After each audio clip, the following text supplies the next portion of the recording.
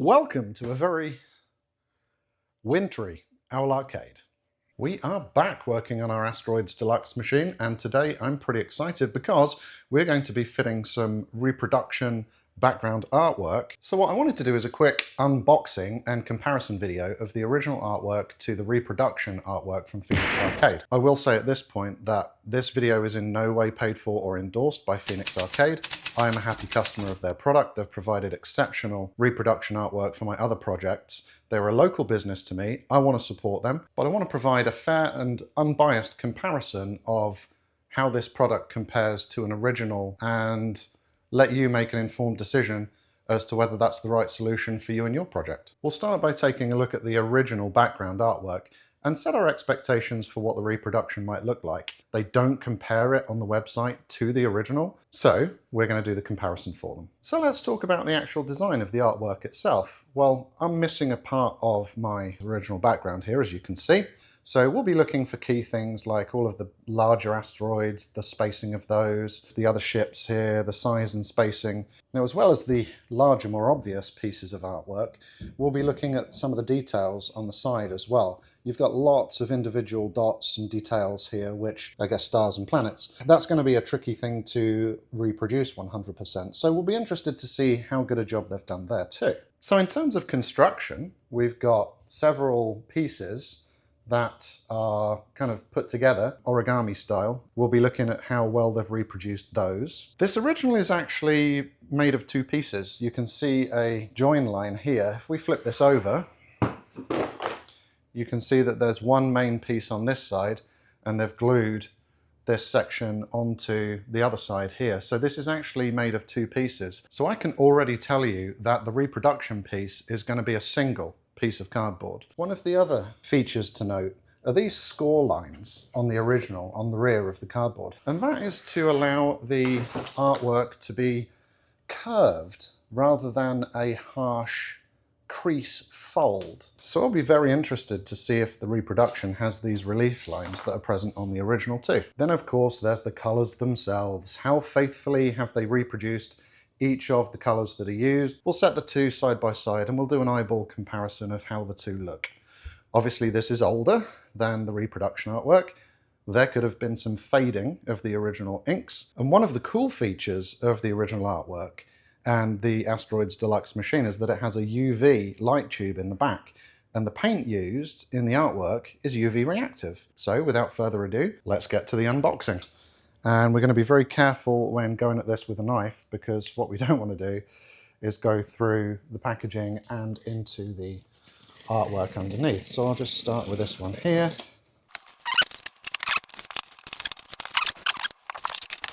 Ah, I can already see we've got our relief cuts on here. That's awesome. Right, so let's very carefully pull out the main artwork. Oh my gosh, these colours are popping. We've got bag with all the other smaller pieces in. Let's get this packaging out the way. Lay this down gently, and camera's upside down here, so let me see if I can get this correct first time. That is correct orientation right there.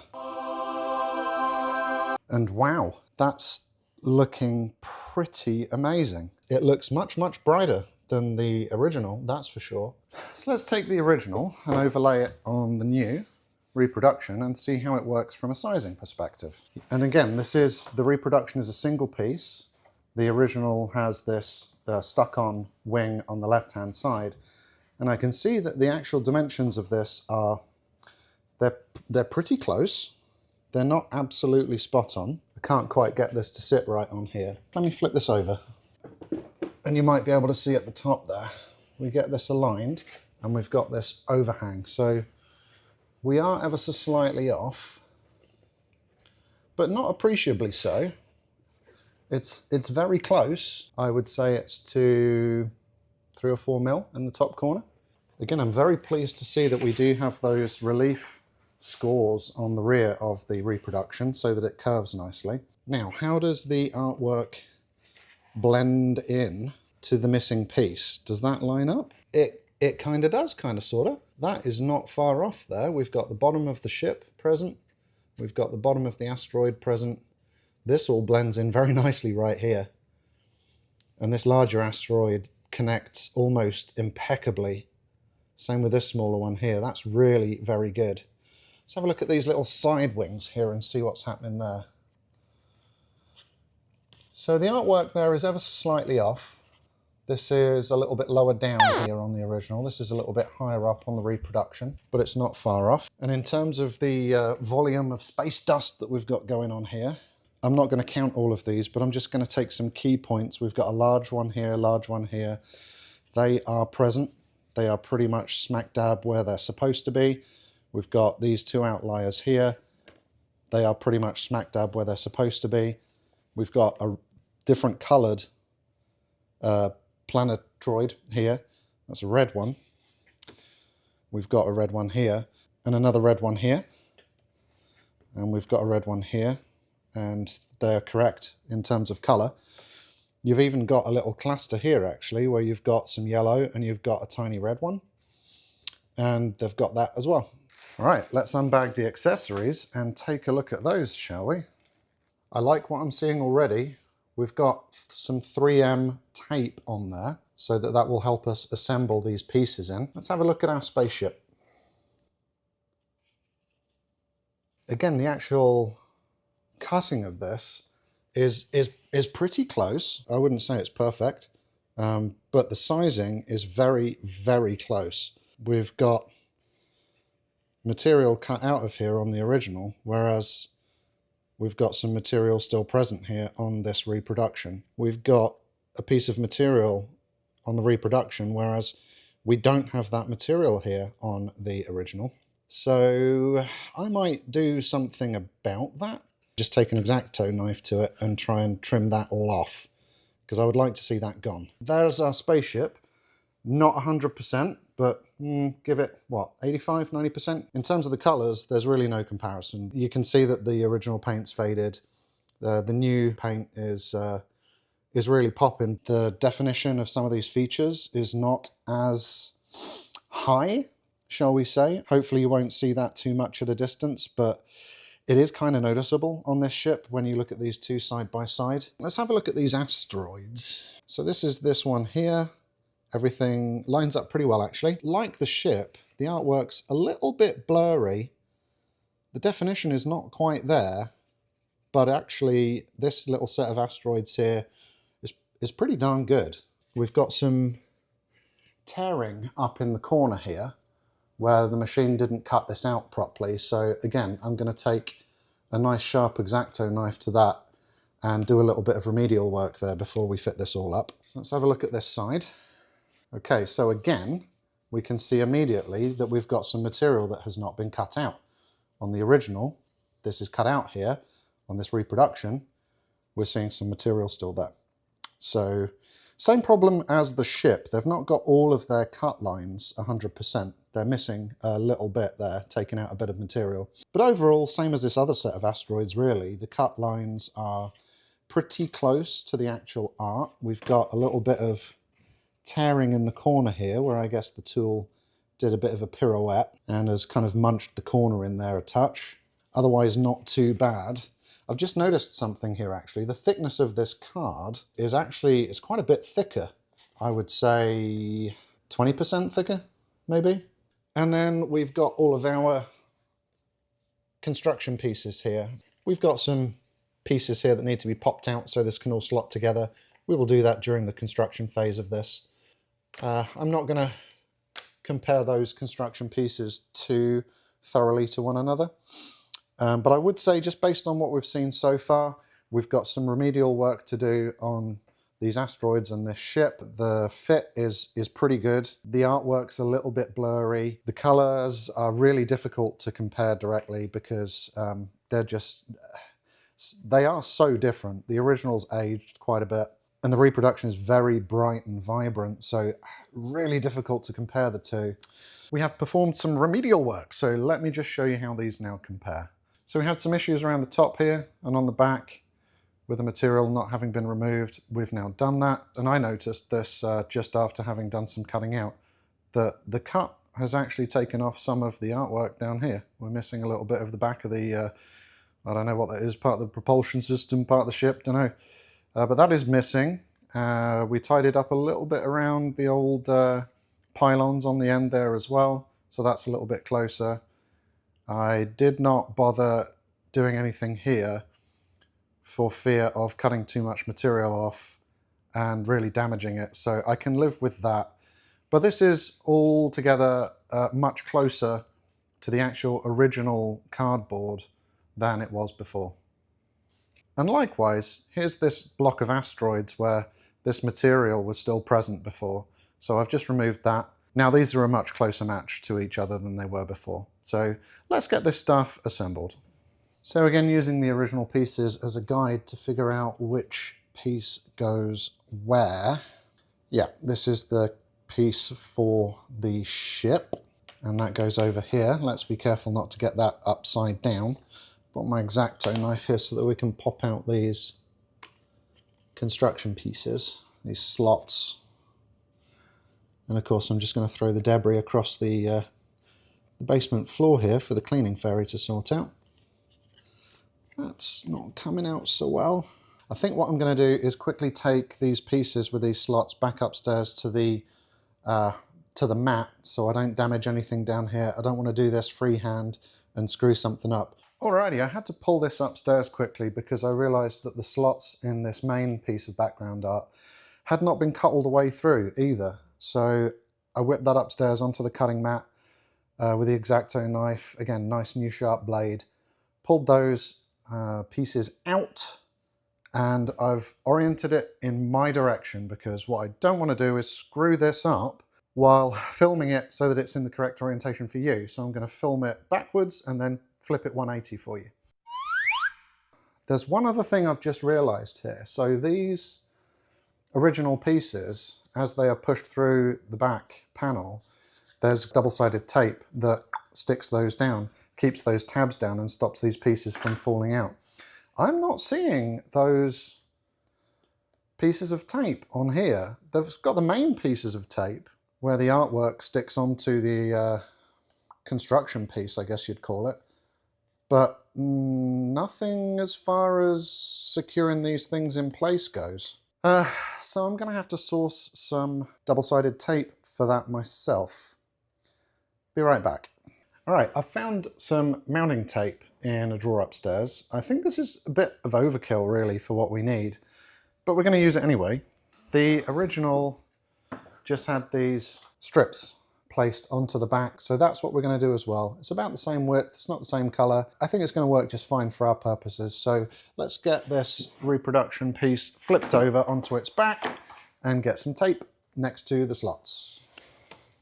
Alright, we're prepped and ready. Let's get this flipped back over. What I also did while I was upstairs with this is to take a rolling pin, because as shipped this was sort of just folded in, so it's made some creases. I just wanted to roll it a little bit to give it that curvature, so I did that with a rolling pin in the corner and just kind of rolled this up and broke some of the material there a little bit in the creases. And now we need to get to origamiing this stuff here. I'm using the original just as a quick guide so that I don't screw this up, or at least try and avoid the potential for me screwing this up. This should stick in just like that. Let's flip this over and get it stuck down, and then we can think about placing the ship on there. There's one wing. Two wings. One thing that you might notice here is that this is also delaminating. I think this card's too thick, quite frankly. I know that they've maybe made a compromise here, or maybe thought that they'd be doing us a favour by using a thicker material, but I think that's not working in our favour with these construction pieces anyway. Hopefully that doesn't fall apart over time. Let's get the other construction pieces in here and then we can think about popping the actual art on there. There we go, that's probably what we're going to do, something like that. Pew pew. Alright, let's get this lined up first before we press it down hard. And we're down. Yeah, how about that? What are we going to do next? We've got this big old dorky mess of asteroids going on here. So that's where we're going to stick that. I've just noticed I've got some leftover backer in there. I'm just going to take that out real quick with the X-Acto knife. Okay, got that tidied up. Nice. And now we just have this piece on the wing here, which goes on just like that. Wow, look at that. That's actually looking pretty cool. I'm liking it. I'm liking it a lot. There's one thing that I want to show you now, actually. Let's get the lights turned down and the light blocked out. So here we are in the spooky darkness, and the reason I've turned the lights out is because I have a UV light. Look at that. I wanted to see, before I get this mounted, how this is going to pop, because we looked at the colours, we compared the vibrancy of the old and the new, and obviously the original one is, you know, a little bit dull compared to the new one, and I suspect that's just through to its exposure to UV, because again, this Asteroids Deluxe has a UV lamp in the back. This is UV reactive paint, and this new fresh Reproduction really pops compared to the old one, which kind of really doesn't. It's really dull. So I think this is kind of a cause and effect here, right? This is paint degrades under UV. This is a UV reactive paint. And I think by the very virtue of the original artwork being under that UV light for so long, it's no longer as reactive as it once was. It's still glowing a little bit. You can see that, certainly on the spaceship. Let's have a look at the asteroids here. Yeah, it's just kind of lighting it up. It's not really making it glow like the new paint does. You can really see that pop, especially when it comes to the sides here, where you've got the smaller specks against the black background. It's really noticeable, that contrast. And how this is looking from a UV reactivity perspective, this is really, really very nice. This is really nice compared to these old ones that are just dull. They just simply don't react as much. All right, enough of that. Let's get her installed into the cab and see how it looks. So I think we're going to install this from the front, going inwards. So we've removed the bezel, we've removed the mirror. Let's grab our new artwork and see if we can't slide it on in.